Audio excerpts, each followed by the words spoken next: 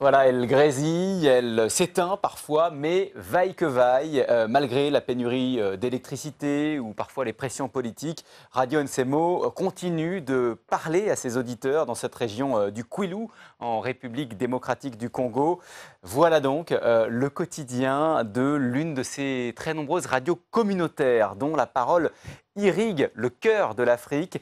Chacune de ces radios, à son échelle, joue un rôle important dans la vie des habitants. Ce sont des médias qui sont nécessaires et en même temps insuffisants à eux seuls pour faire avancer le débat dans ces pays où la démocratie est parfois en trompe-l'œil.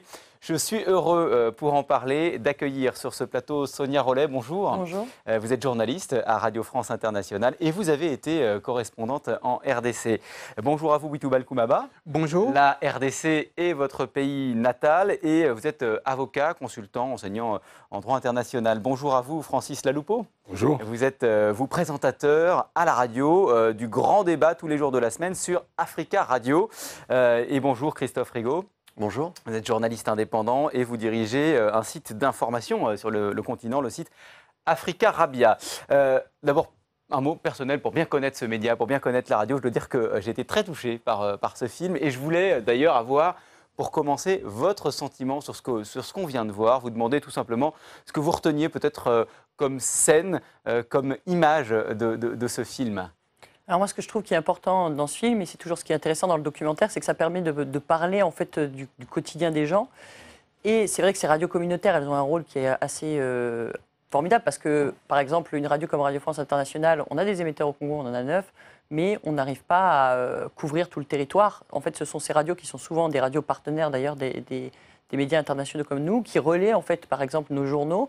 Et puis, il faut voir le niveau en fait de couverture et d'investissement en fait que ces journalistes ont, parce que il y a certains territoires, on le voit comme au Kasaï, où ces radios ont joué un grand rôle, ou ont essayé de continuer à jouer un rôle d'apaisement au sein des communautés. Également, pareil, au Sud Kivu, on a des radios qui sont assez exemplaires pour ça et qui rendent ce travail très bien. Donc, c'est vrai que c'est important de rendre hommage en fait à ces gens, parce qu'ils ont souvent des ennuis, il faut savoir en tout cas, et on va voir comment ça va se passer avec le président Félix Tshisekedi, qui a été élu, voilà. Jusqu'à présent, en tout cas, ces radios étaient visées. Et parmi les journalistes qui étaient visés et qui faisaient partie des violations des droits de l'homme, il y avait ces journalistes des radios communautaires, souvent. Alors, radio communautaire, d'ailleurs, il faut peut-être juste préciser, Witoubal Koumaba, ce sont des radios publiques. Qu'est-ce que c'est exactement ? Ce sont en fait des radios privées qui sont créées en fait par des personnes en fait individuellement, et parfois en fait ce sont des radios qui sont communautaires, qui sont associées attachées en fait à des structures telles que les églises, certains hommes politiques, certains hommes d'affaires qui ont les moyens en fait et qui mettent au service de la communauté leur investissement en fait pour ouvrir de telles radios. Alors vous, qu'est-ce qui vous a touché dans ce film ? Moi, ce qui m'a touché d'abord en regardant les images, ça me rappelle mon enfance, parce que c'est une région qui est proche. En fait, moi, j'étais à Kikwit, donc Kikwit-Diofa, c'est juste non loin à côté. Oui.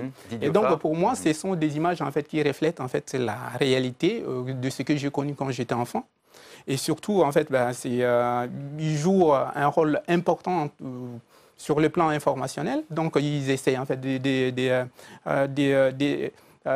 au fait, pour moi, c'est le moyen de communication d'ailleurs le plus adapté qui entre au cœur en fait, de la population. Ce n'est pas des médias qui sont à Kinshasa, ce n'est pas des médias internationaux, mais ce sont des médias qui sont locaux et qui parlent en plus au niveau, si vous avez bien suivi les images, langue locale. Donc, les gens dans les sont langues très bien locales, informés, effectivement. oui. Ouais. Et ça, c'est très important. Ouais. Vous aussi, Francis Laloupeau, même question. Qu'est-ce qui vous touche dans ce que nous venons de voir ?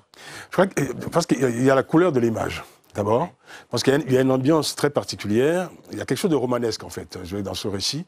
Cette maison qui est posée comme ça, au milieu de nulle part, ça me fait penser à cette expression extraordinaire, nulle part et au revoir. Hein. C'est-à-dire, voilà, on voit à la fois le lien qu'il y a entre ceux qui font cette radio et une communauté à laquelle, forcément, la radio est rattachée, mais en même temps, une sorte de solitude, comme ça, de cet endroit et de ces gens-là.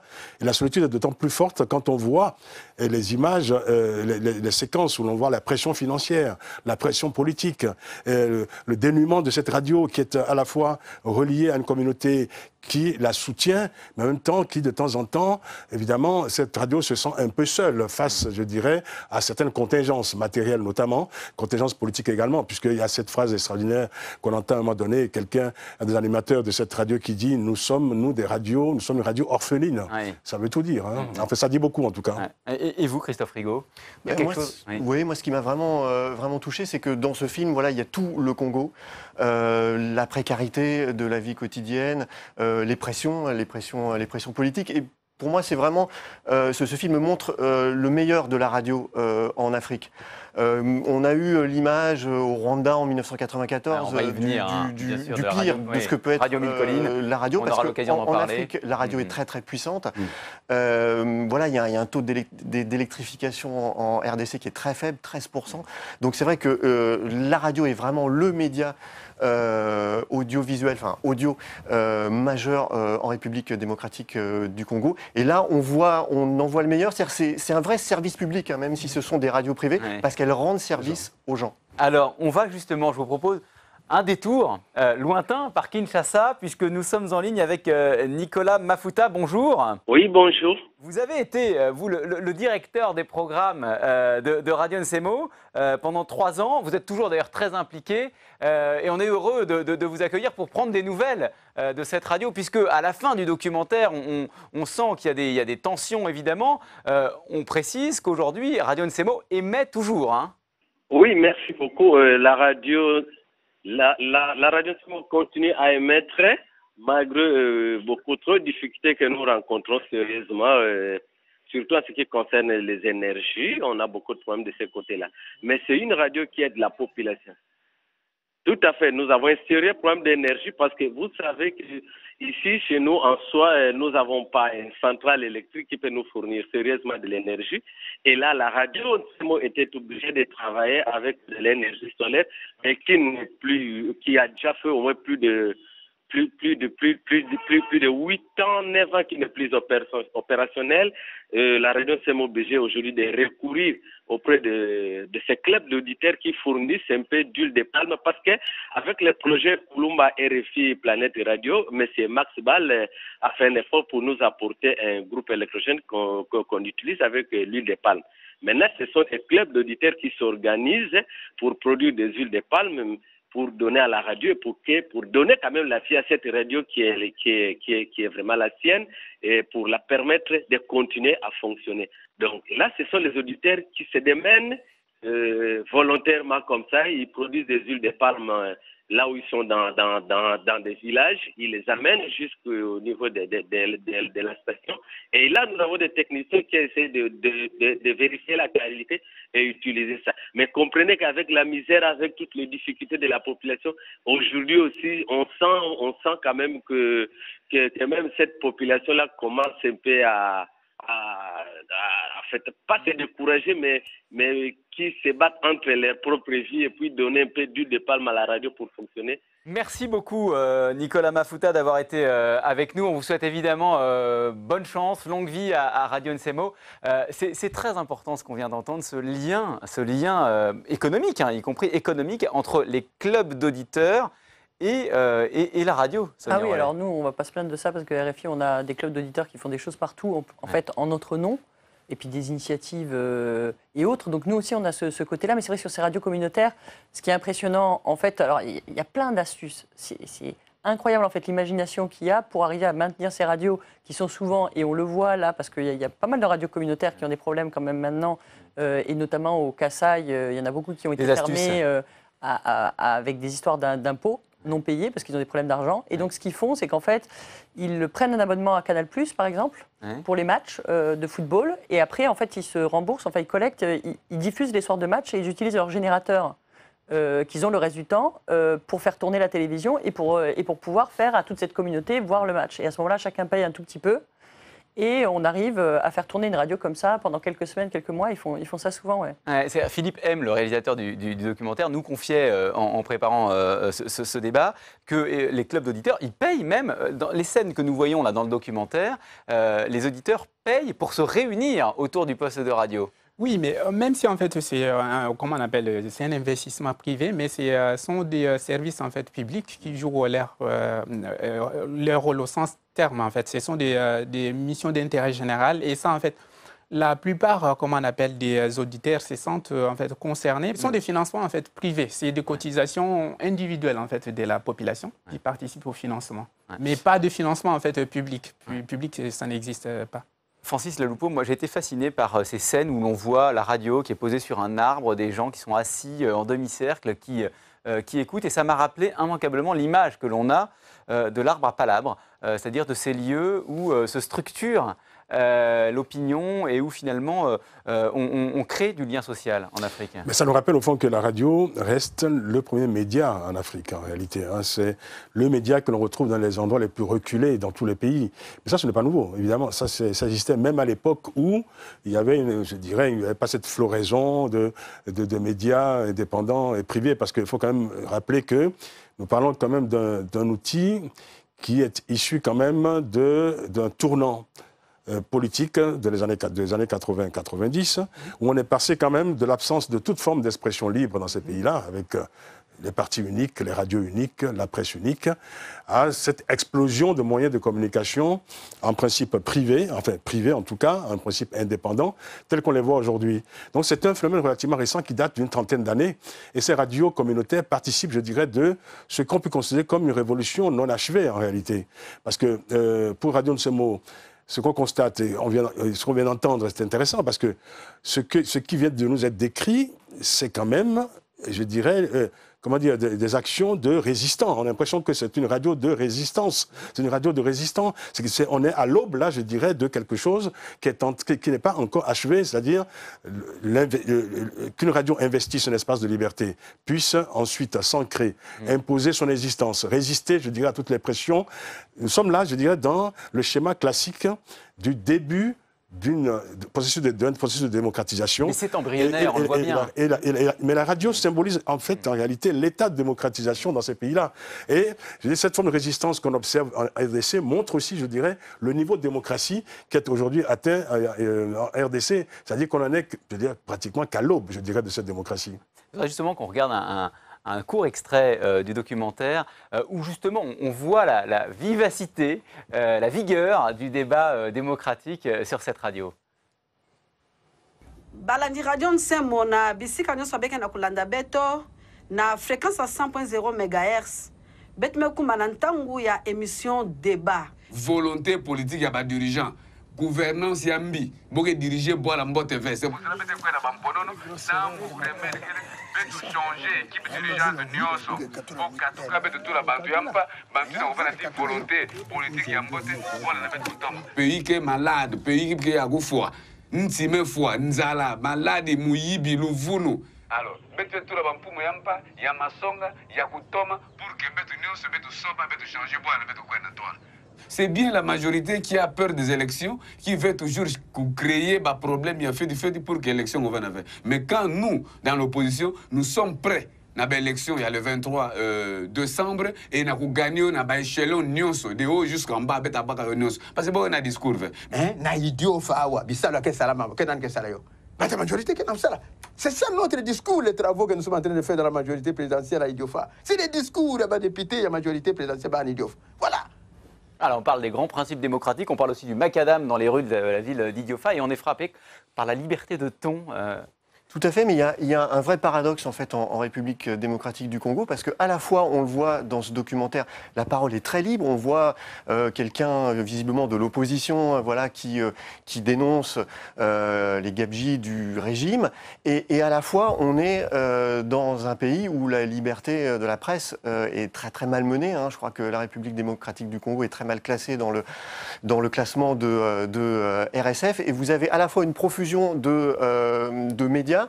Je crois qu'il y a plus d'une centaine de radios en République démocratique du Congo. Il y a une soixantaine de journaux. Donc il y a quand même de la parole, mais d'un autre côté, il faut aussi voir le revers de la médaille, qui est une forte répression, en tous les cas jusqu'à l'arrivée du président Tshisekedi, avec des médias qui sont fermés, les signaux qui sont coupés, même le signal de RFI, Radio France Internationale, a été coupé. C'est-à-dire que dès que la tension politique devient un petit peu trop forte, tout de suite, il y a une forte répression. Il y a eu 10 journalistes quand même qui ont été tués depuis que Joseph Kabila est au pouvoir. Et Nicolas Mafouta, des contradictions, je dirais, qui attestent de la fabrication en cours de cette démocratie. Parce qu'il y a 30 ans, il y a 35 ans, il n'y avait pas toutes ces contradictions-là. Il y avait une parole unique. Il y avait quand même, je dirais, c'était les années de plomb, en quelque sorte. Et ces contradictions montrent bien qu'il y a quelque chose qui est en train de se produire. C'est-à-dire que plusieurs forces aujourd'hui sont en compétition sur le même territoire. Plusieurs pouvoirs, en quelque sorte, sont en compétition. Mais on voit bien que les puissances d'étouffement, on va dire, sont importantes. Absolument. Mais en même temps, je veux dire que les marges de manœuvre aujourd'hui sont possibles. Ces débats-là sont possibles, même si par ailleurs, cette répression dont parlait Christophe... Nicolas Mafouta, tout à l'heure au téléphone, nous disait qu'il y avait des exactions physiques contre les personnels de Radio NCMO. Oui, en fait, moi, je voulais juste souligner, la RDC est passée en fait, d'une phase où il n'y avait pas en fait, de liberté de presse, en fait, sous le régime, par exemple, du président Mobutu, à comment on appelle l'adoption en fait, d'une loi en 1996, une loi qui est relativement très libérale. Aujourd'hui, en fait, bien entendu, la liberté en fait, de la presse est constitutionnellement en fait, inscrite. Et je pense que c'est une évolution qui est positive, bien que en fait, dans la pratique, toutes les observations que vous êtes en train de faire se justifient par le fait que c'est un début de quelque chose. Et c'est quelque chose qui est inscrit en fait, dans la loi fondamentale. Je pense qu'avec le temps, ça va s'affermir pour en fait, produire, j'espère en tout cas, un État démocratique. Tout ça est très fragile. Oui, en fait, ça dépend des sujets. Parce qu'en fait, on peut dire beaucoup de choses en RDC et même sur le régime de Joseph Kabila, on peut dire beaucoup de choses. Donc il y a beaucoup de généralités, surtout quand c'est des généralités qui passent. Mais il y a certains sujets sur lesquels on peut parler. Et ça, c'est évidemment les crimes de sang. Vous qui avez été correspondante là-bas, vous l'avez expérimenté? Oui, et les crimes économiques. Oui, bien sûr, c'est un peu constant, même si nous, on est à la limite, nous, on se fait expulser, c'est rien à côté de rester, en fait, à côté de, je sais pas, le gouverneur ou le maire qu'on a mis en cause sur une affaire de corruption ou autre. Là, ça devient très compliqué quand on aborde ce genre de sujet, y compris encore maintenant où c'est pas toujours facile d'en parler. Francis Laloupeau, vous, parlez-nous du Bénin, que vous connaissez très bien. Vous avez, vous aussi, expérimenté ces pressions, ces difficultés sur la liberté de la parole? Je suis un peu embarrassé que vous me parlez du Bénin aujourd'hui, parce que le Bénin, au moment où nous parlons, est en train de connaître sa première grande crise depuis 30 ans. Le Bénin est montré depuis 30 ans comme un modèle de démocratie, avec un processus de démocratisation plutôt avancé. C'est un modèle, c'est le pays qui a inventé ce qu'on appelait la conférence nationale, c'est-à-dire le passage sans effusion de sang et sans violence d'un régime totalitaire, d'un régime, d'une dictature militaro-marxiste à l'époque, à une véritable démocratie. Cela s'est passé en 1990 au Bénin. Et ça a été concomitant de cette espèce de printemps des radios, de la multiplication dont vous nous parliez tout à l'heure. Absolument, absolument. Et donc voilà, alors, le Bénin a pu faire cette révolution de manière plutôt paisible, réussie, avec des règles du jeu respectées par la plupart des pouvoirs évidemment. Et puis on a assisté au fil du temps, je dirais, à d'une certaine manière, à une sorte d'essoufflement, à un non-renouvellement, je dirais, de la pédagogie démocratique, pour résumer, pour faire court, parce que ceux qui ont aujourd'hui 30 ans sont nés au moment où cette révolution démocratique s'opérait. Donc 30 ans plus tard, évidemment, il semble évident, normal pour une génération d'aller voter régulièrement, d'observer des alternances politiques au sommet de l'État, des alternances législatives, ce qui s'est produit de manière régulière depuis 30 ans au Bénin. Et puis là, évidemment, il y a, je dirais, une sorte d'accident industriel, d'accident démocratique qui s'opère, c'est-à-dire au bout de la 4e alternance au sommet de l'État, nous avons un régime qui aujourd'hui est en train de remettre en cause tous ces acquis démocratiques, mais là c'est une histoire évidemment qui est en cours. Je voudrais juste avoir votre sentiment sur le rôle des réseaux sociaux, parce que chez nous, évidemment, ils ont contribué à complètement déstructurer ou restructurer l'espace public. Est-ce que cette liberté de parole qu'on voit à la radio est percutée d'une manière ou d'une autre par l'émergence des réseaux sociaux ou ça reste marginal là-bas? Effectivement, en fait. Allez-y, allez-y. Effectivement, parce qu'en fait, en RDC, moi j'y étais en 2015. Le gouvernement s'est empressé en fait, de couper l'Internet. C'est passé, il crée l'Internet en tant qu'outil de révolution, en fait, comment on appelle, des revendications démocratiques. C'est un outil qui peut conduire en fait à, comment on appelle, à la révolte populaire. Et c'est ce qui était en train de se faire en janvier 2015. Et Sonia Rollet, vous vouliez ajouter quelque chose sur les réseaux sociaux? En fait, on voit que ça reste quand même très dans les villes, en fait, les réseaux sociaux. Donc c'est vraiment lié justement aux manifestations publiques, etc. Et donc c'est un bon moyen d'organisation. C'est aussi assez étonnant de voir à quel point les gens filment en fait les exactions et filment ce qui se passe ou les choses qui les révoltent. Donc ça veut dire qu'on a beaucoup de vidéos qui circulent. Il y a aussi des fausses vidéos, c'est vrai, mais il y a aussi beaucoup de vraies vidéos qui sont faites de dénonciation et qui nous permettent à nous de travailler pour faire des enquêtes notamment. Donc c'est vrai que ça crée un rapport en fait plus immédiat, moi je trouve, entre les journalistes et en fait les habitants des villes. Et votre point de vue là-dessus, Christophe Frigo, vous qui êtes justement l'animateur d'un site d'information. Alors effectivement, il y a de plus en plus de Congolais qui maintenant ont accès à Internet, mais ça reste encore assez limité, et assez limité aussi à des Congolais jeunes de la classe moyenne. Et notamment limité évidemment dans les régions dont nous parlons dans ce documentaire, qui sont très éloignés, on est très loin de Kinshasa. On est à 2 jours de route de Kinshasa. Il faut savoir que, comme pour la radio, les réseaux sociaux ont été coupés pendant une vingtaine de jours au moment de l'annonce des résultats de l'élection présidentielle de décembre 2018. Résultats très très contestés. Et on voit bien qu'à chaque fois que la situation politique se tend, on coupe les signaux radio et on coupe aussi l'Internet qui commence effectivement à prendre de plus en plus de poids. Même temps, il faut dire que ce rapport de force qui est désormais établi entre les médias, la radio notamment, même les réseaux sociaux et certains pouvoirs encore difficiles, hein, comme en RDC. Et je pense que voilà, il y a quelque chose de réjouissant quand même dans cela, parce que vous posez la question tout à l'heure pour le Bénin. Moi, je suis d'une génération qui a connu le parti unique. Hein. Voilà, j'étais adolescent quand il y avait des partis uniques dans tous les pays africains. Je suis de cette génération qui s'est battue pour justement, qui a rêvé de démocratie, qui a rêvé de ce bouillonnement, je dirais, démocratique, en tout cas, ce bouillonnement qu'on observe aujourd'hui.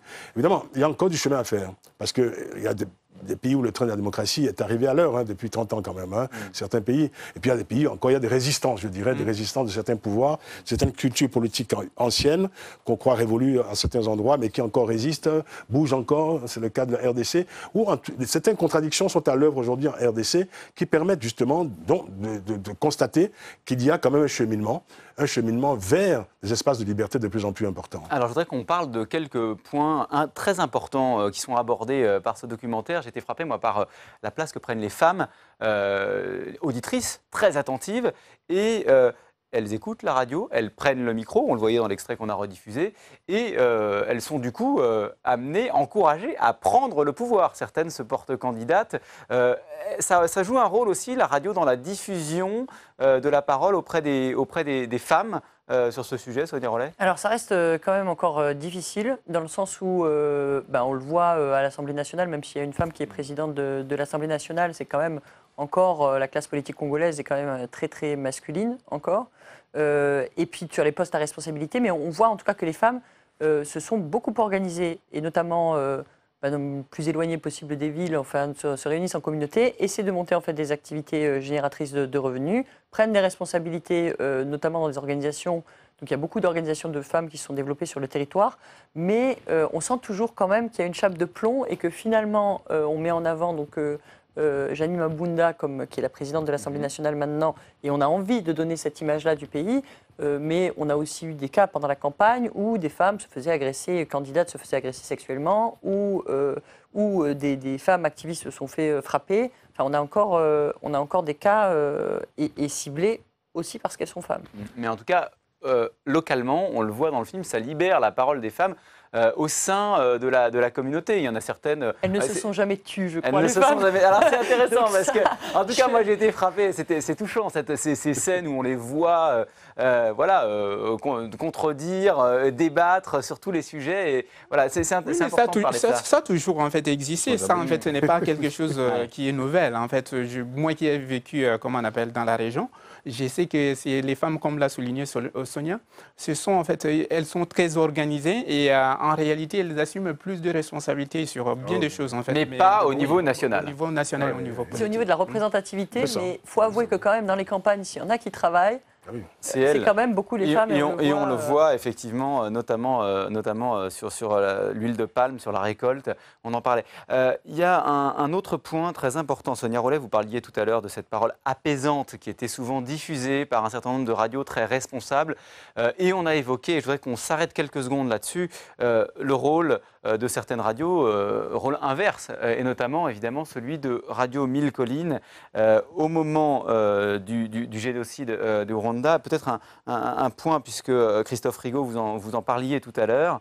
1994, il faut rappeler que c'est une radio qui a commencé à diffuser des listes de personnes à assassiner juste avant le génocide, en avril 1994. Tout à fait, et ça montre la puissance de la radio en Afrique, et elle est encore très puissante. Effectivement, cette radio, elle a permis d'organiser le génocide, de donner des instructions, et là, on a le pire de ce que peut être la radio.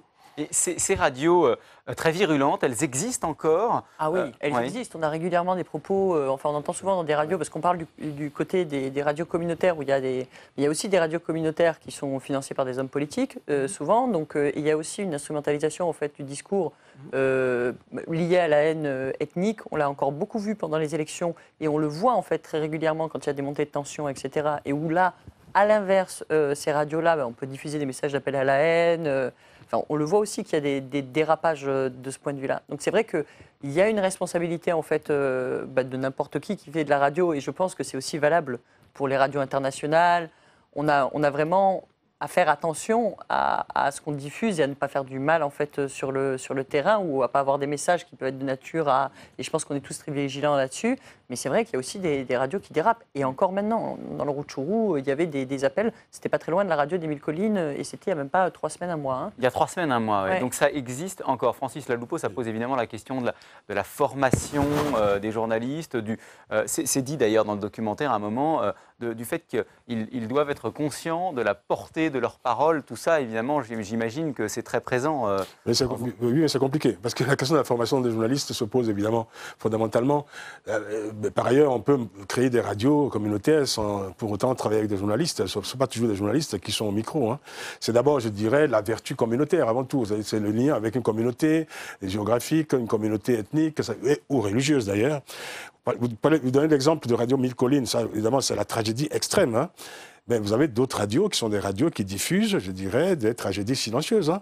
Il y a des radios sous couvert de certaines obédiences religieuses, diffusent des propos, diffusent des paroles, font la promotion de certains actes qui font beaucoup de mal au sein de la société. Ce sont des drames silencieux, beaucoup plus sournois, évidemment, qui sont beaucoup moins spectaculaires que le mal absolu que vous avez décrit. Vous pensez à quoi, précisément Je pense à certaines obédiences religieuses qu'on peut rencontrer en RDC, certaines radios qui, effectivement, vous savez, l'évangélisme se conjugue, se décline à l'infini, n'est-ce pas? Et il y a des propos, évidemment, qui poussent parfois, qui donnent des conseils aux personnes de comportement dans leur famille, et qui détournent certains membres de la famille, d'autres membres de la famille, etc. Et qui provoque, je dirais, un travail d'influence négative. Et ça, c'est une réalité. Évidemment, c'est très sournois, c'est imperceptible. Et face à cela, la loi, la justice est un peu démunie parce qu'il n'y a pas une définition très claire aujourd'hui du cadre dans lequel ces radios, ces médias doivent fonctionner. Parce qu'on veut la liberté. En même temps, on peut encadrer. C'est un peu compliqué de gérer, je dirais, cette contradiction entre l'encadrement et la libération totale de la parole. Bien sûr. Oui, Koumaba, très rapidement. Moi, je pense en fait qu'il y a un code de déontologie professionnelle qui a été adopté. Et ces codes... Est-ce qu'il est respecté? C'est ça la question. Mais ça, en fait, on peut le faire... Est-ce qu'il est connu même des personnes qui sont concernées? Si, c'est connu parce qu'il y a un journaliste en danger, Union nationale de la presse congolaise, en fait, qui a fait en fait, justement un travail, comme on appelle, de vulgarisation. Mais ça, en fait, en réalité, pour instituer, comme on appelle, l'éthique professionnelle, c'est assez simple. Il suffit, en fait, de s'attaquer directement ou d'exiger ça, en fait, de ce qui crée des radios. en fait. Parce que si on exige ça des journalistes, il y a beaucoup de journalistes, des personnes qui, comment on appelle, qui interviennent dans des radios qui ne sont pas en fait formées. Mais en revanche, par rapport à comment on appelle des propriétaires des radios, on peut exiger en fait d'éthique professionnelle quant à la diffusion de programmes. Le problème, c'est que la majorité de ces radios sont des radios privées qui sont souvent financées par des hommes politiques et qui instrumentalisent en fait cette voix et cette parole. Et ce qu'il faut savoir aussi, c'est que voilà, quand vous êtes journaliste en République démocratique du Congo, voilà, vous avez quelques dizaines de dollars par mois en salaire et il y a ce qu'on appelle le coupage. Ou pas du tout, c'est-à-dire pas payé. Les radios ne payent rien. Et ce qu'il faut savoir, c'est que ce soit dans la presse écrite ou même à la radio, il y a des journalistes, il y a des hommes politiques qui payent des journalistes pour faire une interview ou pour parler d'eux sur les antennes ou dans les journaux congolais. Donc c'est vrai qu'il y a un problème de financement, il n'y a pas de financement public pour toutes ces radios. Mais c'est vrai qu'il y a une régulation. Il a raison dans le sens où GED et l'UNPC, qui sont deux organisations professionnelles, sont gérées, ou en tout cas les responsables, quand ils défendent un média, ils défendent un média sur lequel ils ont fait une enquête. Et ils font quand même le tri entre ça. Il y a une seule chose sur laquelle ils demandent aux autorités, ils ne demandent pas aux autorités de ne pas faire, mais sur les ramassages d'impôts, parce qu'aujourd'hui, il y a beaucoup de radios qui ferment parce qu'on commence à ramasser les impôts et qu'ils ne les ont jamais payés. La question, c'est est-ce que c'est de la répression politique ou pas? C'est bien montré dans le documentaire, d'ailleurs, avec cette personne qui apparaît à 2 reprises et qui ça continue encore, mais la question, c'est on a le droit de collecter l'impôt. La question, c'est à quel moment c'est de la répression politique et est-ce qu'on ne peut pas quand même reconnaître le rôle service public de ces radios et que l'État fasse un geste parfois pour les exonérer ou échelonner les paiements. Ou donner des subventions, tout simplement. Oui, bien sûr. C'est tout à fait très rapidement. Non, je crois qu'on touche là une question essentielle, c'est la question économique. On parle quand même de pays qui sont aujourd'hui dans des difficultés économiques essentielles. Et pour faire très court, au moment de l'avènement de la démocratie dans certains pays, la question s'est posée tout de suite, on s'est dit, voilà, très bien, mais comment on finance la démocratie? Comment on finance les nouvelles institutions?